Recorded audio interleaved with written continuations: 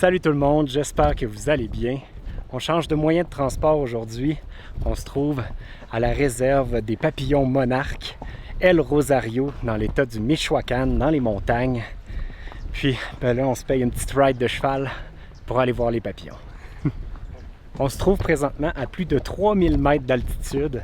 Puis on a un sentier de 3 km à faire pour se rendre à l'endroit où on va pouvoir admirer les papillons.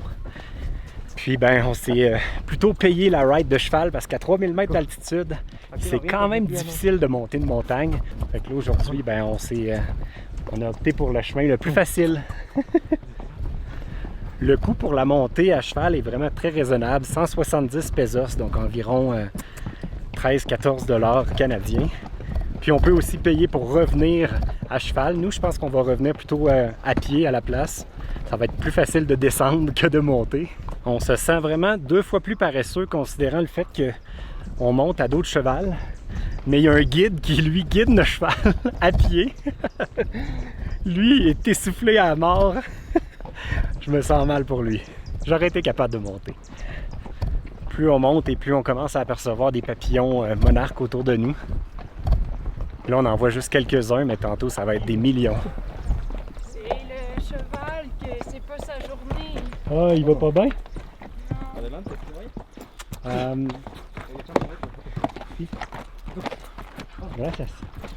Non, Val nous a rejoints.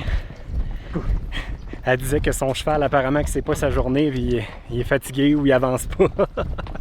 Il était pas capable de nous rattraper. Fait que là, on lui a mis de l'avance. Fait qu'on va essayer de le rattraper nous autres.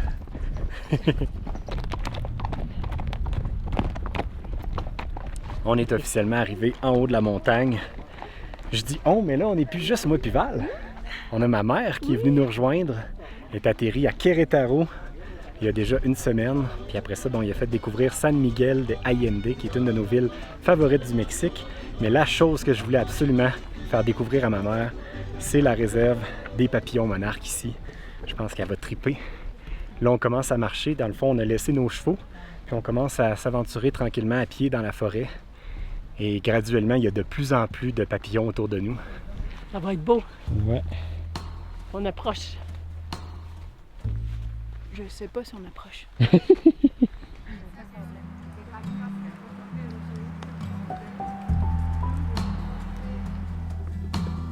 Tantôt, là, il va en avoir comme des grappes après les arbres. Il va en avoir comme des milliers.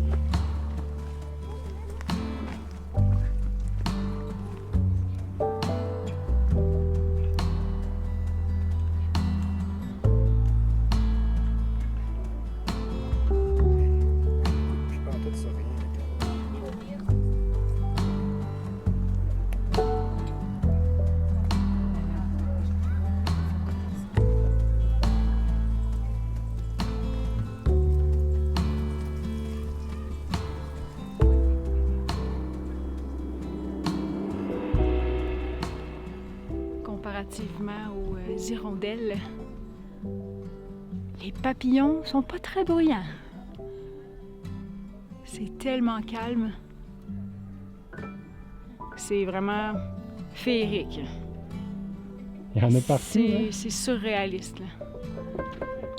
Tu sais, oui, quand on monte, on croise beaucoup de monarques. Mais plus on monte, plus il y en a en quantité. Puis c'est magique. T'sais, on se dit, ah, ok, je les ai vus. Non, non. Faut que tu montes pour dire vraiment que tu étais avec les monarques.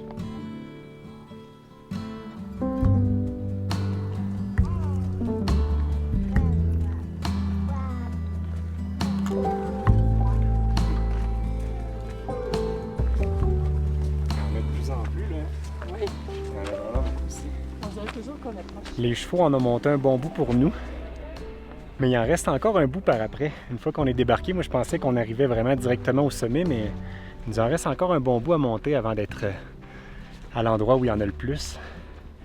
C'est quand même assez éprouvant à monter à cette altitude-là. On le ressent qu'il y a moins d'oxygène. Check ça, Val. Un état de papillon. Voyons donc. Ah, c'est une belle surprise sur le chemin, ça.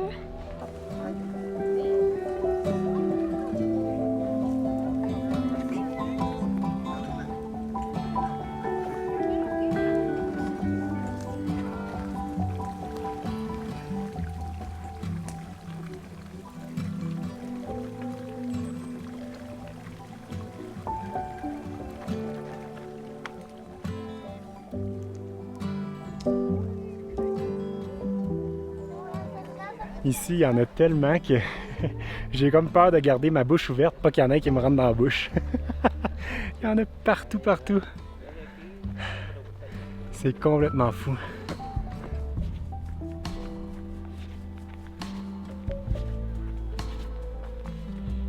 Tantôt, je disais à Claudette que c'est cool de pouvoir être ici à travers eux. On leur fait pas peur, on les dérange pas. Eux, ils font leur business. Puis nous, on les admire.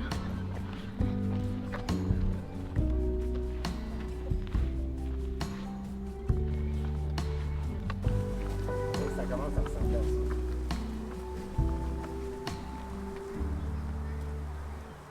Ce qui est le plus fascinant, c'est que c'est plus de 90% des papillons de l'Amérique du Nord qui viennent passer l'hiver ici dans les montagnes du Michoacán.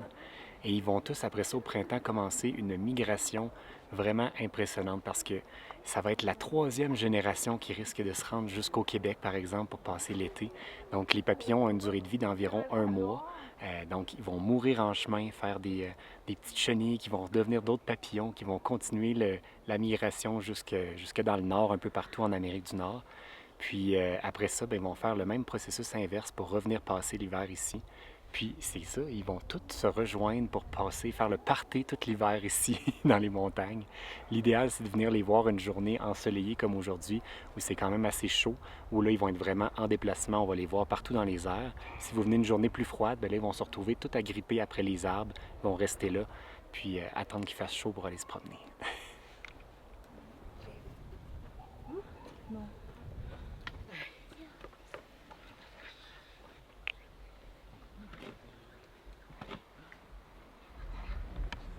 C'est pour vous prouver qu'on est monté jusqu'en haut complètement. On a tous réussi. On va vous parler plus tard.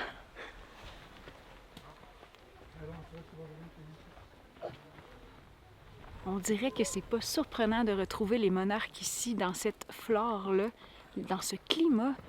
La terre, les conifères ressemblent beaucoup à ce qu'on a au Québec. Puis surtout que ça fait penser à nos feuilles à l'automne qui tombent. On dirait que les ailes nous font penser à ça, des feuilles qui tombent. Mais ceux-là, ils tombent pas. Du moins, on le vit pas en ce moment.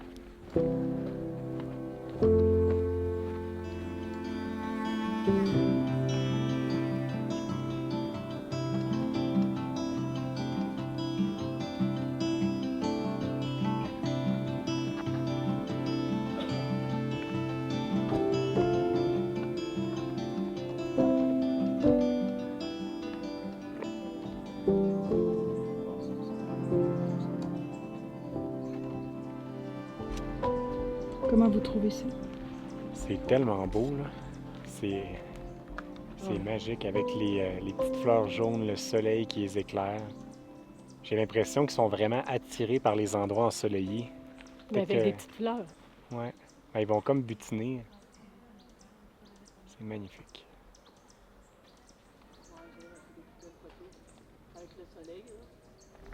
Wow, il rouvre ses ailes. Dire que ce papillon-là, ses arrière-petits-enfants vont peut-être se rendre au Québec. C'est quand même fou de penser ça. On est comme dans un National Geographic. Ouais. Là. Oh non, il est parti. Après la remontée, la descente, puis on est arrivé à la toute fin. Ça s'est bien passé parce que là, c'était en escalier, donc pas de peur de glisser, rien, tout était parfait. Ça s'est fait super rapidement même, comparativement à la montée. Puis là, bien, on s'en va à la recherche d'un souvenir d'ici, parce que oui, on a réussi à le faire. Puis on a réussi, puis je m'inclus moi, parce que j'ai passé à 2 doigts de pas faire cette montée-là. Puis pourquoi j'ai passé à 2 doigts de pas faire cette montée-là, d'aller voir les mariposas? C'est que c'est à cause de l'altitude. J'ai eu un malaise parce qu'on est arrivé hier soir pour être sûr d'avoir une belle journée puis d'être bien reposé pour pouvoir faire l'ascension. Donc j'ai eu un malaise causé par l'altitude et probablement d'autres facteurs également, mais On s'est réessayé aujourd'hui, puis tout a bien été. J'ai pris mon temps, j'ai bu beaucoup d'eau, j'ai vraiment beaucoup mangé. Fait que je suis très contente d'avoir pu vivre ce moment-là avec toi, Alex et Claudette.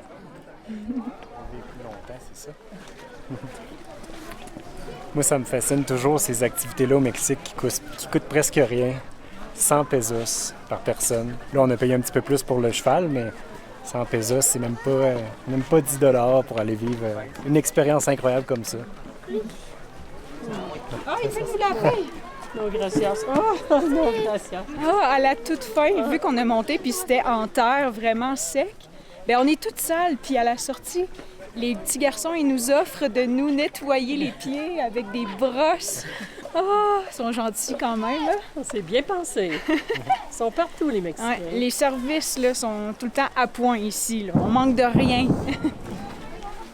Bon, ça va être là les souvenirs à Val. Fait que là, elle veut un cheval beige avec un papillon sur le dos. Bonne chance.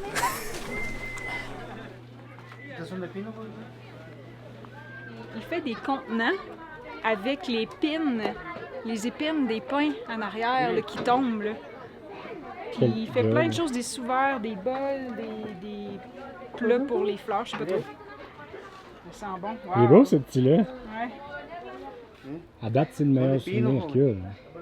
Fait à la main avec les épines d'ici. Quanto cuesta? Ese, 70. Alex le trouve vraiment beau. Puis vu qu'il est fait à la main, eh bien c'est encore plus incroyable. Là, tu sais, quelle patience! Qu'est-ce que tu vas mettre là-dedans? Là? Toute notre monnaie mexicaine. Nos pesos.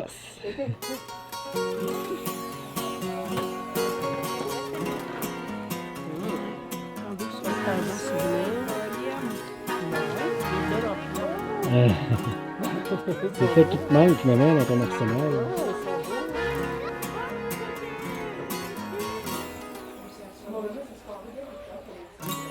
C'est ici qu'on mange, Val? Je pense que c'est familial comme cuisine ici.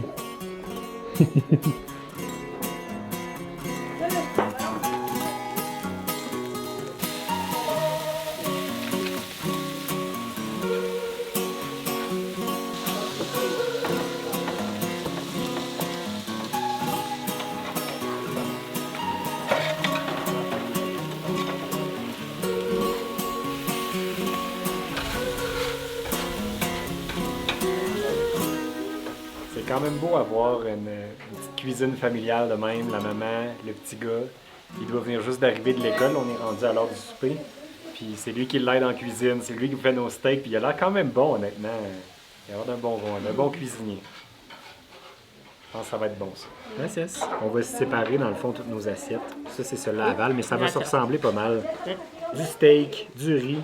Ça c'est des morceaux de cactus avec des oignons, des bines. Pas mal ça. Ça devrait être bon. Bon provecho.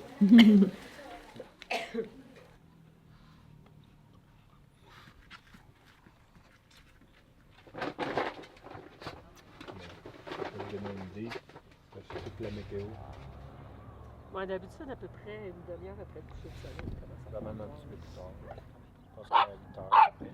Mais c'est bon. Moi, je me demandais, Claudette, est-ce que la route a valu la peine? Oui, la route a valu la peine, mais pas pour la prochaine nuit que je vais passer. J'anticipe la prochaine nuit à du 4-5 degrés. Pas de chauffage. Avec un pyjama à pattes courtes. Et à manches courtes. On dirait qu'à chaque fois que je t'invite dans un voyage, je t'envoie à quelque part que tu peux pas avoir de chauffage. Non, c'est ça. Pas de chauffage en plus, c'est vrai, pas de chauffage. Mais là, ma mère va dormir en hôtel ici. Il y a des genres de petites cabanas qu'ils appellent. Ça coûtait pas cher, mais ça valait pas cher non plus. L'eau froide, juste l'eau froide, pas de chauffage, puis des moustiques en masse. Dans la chambre, dans la salle de bain. Salle de bain avec un banc de toilette à moitié. Il est cassé en deux. À moitié. Au moins, il en reste une moitié. Nous, on est bien, hein? Les autres, on dort bien, en tout cas. Moi puis Val, on est très bien dans la vanne. Pour se rendre ici, encore une fois, c'était toute une aventure mexicaine sur les routes. Il y a comme deux options, dans le fond. On arrive avant de monter la montagne pour aller au sanctuaire El Rosario. Tu peux passer par la droite ou par la gauche. Puis les deux GPS, autant Google Maps que mon GPS m'ont recommandé la gauche, ce qui était vraiment pas une bonne idée parce que la montée vers la gauche est hyper étroite, puis c'est dans les deux directions, mais ça passe pas deux véhicules, puis nous on est assez large, assez gros, fait que ça a été pas facile de se rendre jusqu'ici, alors que du côté droit c'est un petit peu plus long, mais c'est là que passaient tous les gros autobus de touristes, fait que je présume, là on va redescendre par là demain, mais je présume que le chemin va être pas mal plus facile de l'autre côté, fait que si jamais vous venez ici au sanctuaire El Rosario, passez par la droite. Mais ce qui est cool, c'est qu'on peut s'installer ici au stationnement directement du sanctuaire. J'avais lu sur iOverlander qu'il fallait payer 50 pesos, mais moi, ils m'ont pas chargé, du moins quand je suis arrivé. Fait que, mais sinon, c'est un super beau spot. Regardez ça, la vue qu'on a, le coucher de soleil est incroyable ici. Puis on est juste à quelques mètres de l'entrée du parc. On va vous partager le coucher de soleil d'ici. C'est incroyable. Comme on vous disait, on est arrivé hier soir, fait qu'on a pu assister à ce beau spectacle naturel-là. Puis je crois que dans toute ma vie, moi qui regarde le ciel tout le temps par habitude parce que je trouve ça beau, bien, je crois que hier j'ai vécu mon plus beau coucher de soleil, mon plus beau ciel de nuit étoilé. J'ai vu des couleurs que j'ai jamais vues. Un rouge Bourgogne à peu près comme ma chemise en ce moment. Je vais essayer de reprendre ça en image ce soir pour vous le partager.